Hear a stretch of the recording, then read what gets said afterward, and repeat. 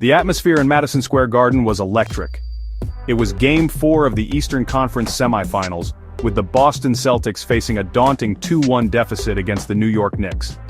The Celtics, already showing signs of vulnerability in the playoffs, needed a win to avoid falling into a seemingly insurmountable 3-1 hole. The Knicks, on the other hand, were riding a wave of momentum, fueled by their home crowd and a resurgent Derrick Rose.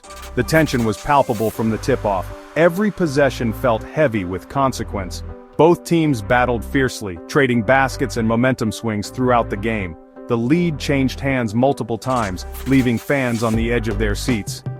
The Celtics leaned heavily on their star player Jayson Tatum, who was having a performance for the ages. He was unstoppable, scoring from everywhere on the court and carrying the Celtics on his shoulders.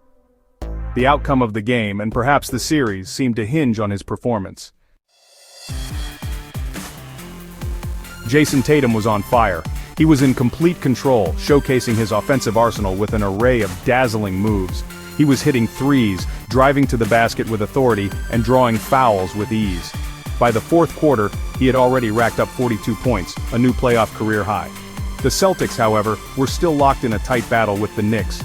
Despite Tatum's heroics, they had not been able to shake off their tenacious opponents. The game was hanging in the balance. Then, disaster struck.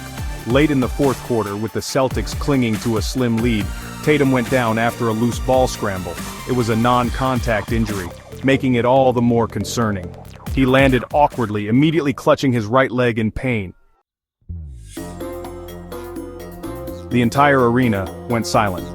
Players from both teams looked on with concern etched on their faces as Tatum lay on the court, writhing in pain. The silence was deafening. The energy and excitement that had filled the arena just moments before evaporated, replaced by a collective gasp of worry. Medical staff rushed to Tatum's side, tending to him as he remained down on the court. The replay showed the innocuous nature of the injury, making it all the more bewildering and concerning. Tatum was unable to put any weight on his right leg as he was helped to his feet and assisted off the court. The severity of the injury was immediately apparent. Tatum was later seen leaving the arena in a wheelchair, his face etched with pain and disappointment. An MRI was scheduled for the following day to determine the extent of the damage. The Celtics, now facing an even more daunting task, could only wait and hope for the best.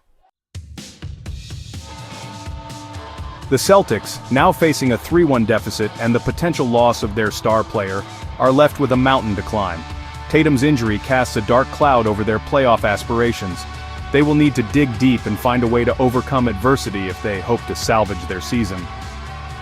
Tatum had already missed Game 2 of the first round against the Orlando Magic with a bone bruise in his right wrist, an injury he had been nursing throughout the playoffs.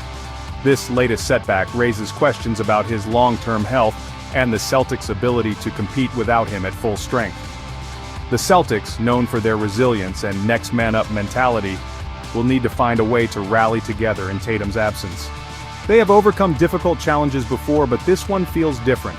The Celtics' championship aspirations now hinge on the health of their star player and the ability of their supporting cast to rise to the occasion.